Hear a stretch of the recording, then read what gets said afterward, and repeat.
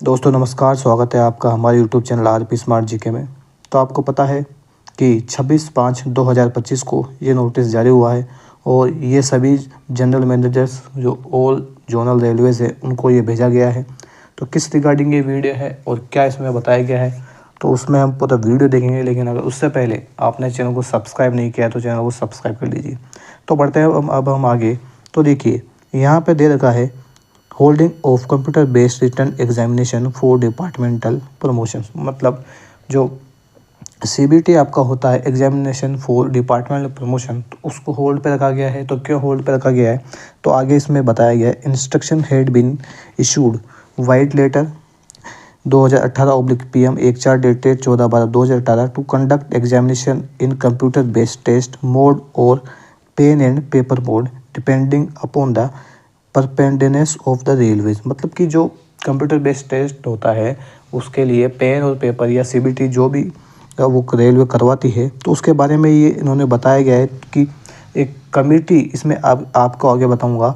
यहाँ पे लिखा है कि a committee was constituted by railway board to give a holistic recommendation on streaming the promotional examination through computer-based test. The report of the committee has been deliberated upon. The following instructions are issued for holding the departmental selection in CBT mode through of exam conductor agency. तो इसमें साफ साफ कहा गया है कि जो एक कमेटी बनाई गई और उस कमेटी की सिफारिश के ऊपर यह फैसला लिया गया है कि अब से जो भी जीडीसीए के एग्ज़ाम होंगे वो ईसीए के थ्रू लिए जाएंगे। मतलब कि आपकी जो परीक्षा एजेंसी है अब आपके एग्ज़ाम वही कराएगी। और पहले क्या होता था कि जोनल जो रेलवेज़ होता है, जिस रेलवे में आप हो वही इसका टेस्ट लेते थे। अब आपको पता है कि अगर वही टेस्ट लिए हैं तो कितनी धांधली हुई है, लाखों लाखों में पूरे पेपर बचे हैं। आपको पता होगा कि अभी जो पिछली भर्ती है टेक्नीशियन में है, आपने देखा कितने पकड़े गए अधिकारी हैं। तो काफ़ी जो इसमें ये न्यूज़ निकल के आई और काफ़ी हल्ला हुआ इसके ऊपर। तो एक कमेटी बनाई गई और उसने ये बताया कि अब इसी के थ्रू इसका होगा और टेस्ट है जो एग्ज़ाम एजेंसी लेगी। तो इसी के लिए कुछ पॉइंट्स है जो इन्होंने बताए गए हैं। ये देखिए पहला point, ECA will be engage by railway recruitment board. जो ईसीए है वो रेलवे रिक्रूटमेंट बोर्ड के साथ एंगेज होगा और the details of the same will be issued by the due course by RRB. मतलब जो भी चीज़ें इनको बतानी होगी ईसीए को, मतलब एग्ज़ाम एजेंसी को, वो सारी चीज़ें जो भी भर्तियों में पिछले रोक लगाई गई है तो वो भी इनको पूरा कराना होगा। अब ये देखते हैं, ये है point number B, the computer based test में be conducted at zonal unit level by N EC on computer और टैबलेट मोड। मतलब कि हर जो जोनल यूनिट है उसमें उसी के स्तर पर ईसीए जो आपकी एग्ज़ाम एजेंसी है वो कंप्यूटर बेस्ड टेस्ट लेगी।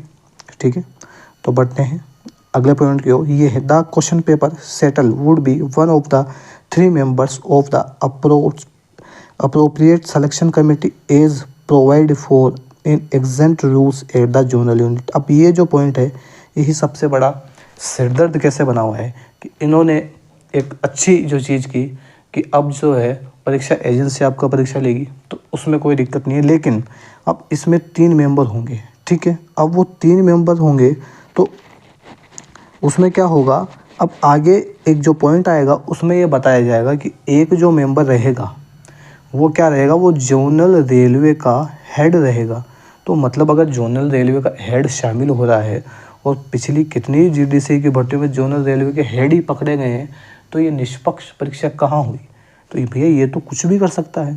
तो रेलवे का कोई पता नहीं, मतलब ये इन्होंने एक टेंडर निकाल दिया, लेकिन इस चीज़ का कोई मतलब नहीं है जब तक ये जो रेलवे के हेड है ना ये शामिल होंगे तो क्या मतलब है, फिर इस चीज़ का कोई मतलब नहीं है।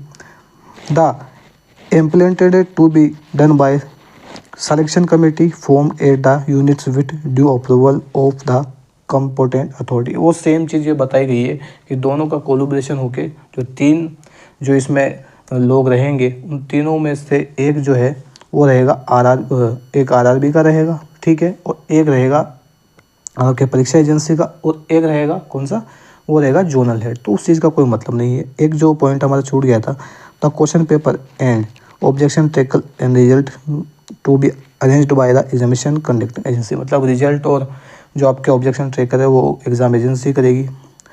अभी एक the nodal officer of the coordination between, अभी इसमें लिखा गया है कि एक नोडल ऑफिसर होगा, उन तीनों जो एग्ज़ाम एजेंसी है और दो एडमिनिस्ट्रेशन है उनके बीच में सारी चीज़ों को एक निष्पक्ष रखेंगे। लेकिन इस चीज़ का कोई मतलब नहीं है जब तक कि आप एग्ज़ाम एक एजेंसी को सौंप रहे हो तो वो आरआरबी को सौंप देना चाहिए, तो उससे बिल्कुल निष्पक्ष जो है एग्ज़ाम हो जाएगा।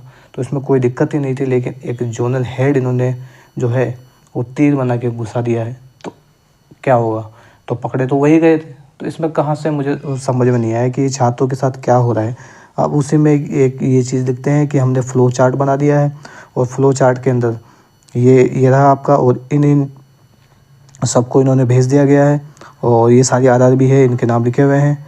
अब ये फ़्लो चार्ट देखिए, अब ये फ़्लो चार्ट वही चीज़ें आपस में रिपीट होती आ रही है कि पहले हम ये करेंगे, फिर हम ये करेंगे, फिर हम ये करेंगे, फिर हम जोनल रेलवेज़ को भेजेंगे, फिर ये होगा, उसके बाद में वही सारी चीज़ें हैं। ले दे के यही है कि इन्होंने एक अच्छा कदम तो उठाया है, लेकिन उस कदम का कोई मतलब नहीं है जब तक जो जोनल हेड है, जहाँ का एग्ज़ाम होना है, वो खुद ही इसमें शामिल है, तो उस चीज़ का कोई मतलब नहीं, क्योंकि अधिकारी ही पकड़े गए हैं तो बाकी लोगों का तो क्या ही होगा, क्योंकि आपको पता है कि ये सारा पैसों का खेल होता है और कोई भी मतलब नहीं है। लेकिन ठीक है, अब बना दिया है, लेकिन अब जब एग्ज़ाम्स होंगे तो देखते हैं क्या निकल के आता है। तो इस वीडियो में यही था कि अगर ये चाहता तो ये सारी चीज़ों को वीडियो लंबा बनाने से कोई मतलब नहीं है। तो यही चीज़ है कि इन्होंने एक कमेटी बनाई थी, कमेटी के अंदर ये सिफारिश दी कि जो एग्ज़ाम है वो एग्ज़ाम एजेंसी ही लेगी, और 3 जो हेड होंगे उसके, वो एक आरआरबी का चेयरमैन होगा, एक जोनल रेलवेज़ का हो और एक वो एग्ज़ाम एजेंसी का होगा। तो देखते हैं अब आगे क्या होता है।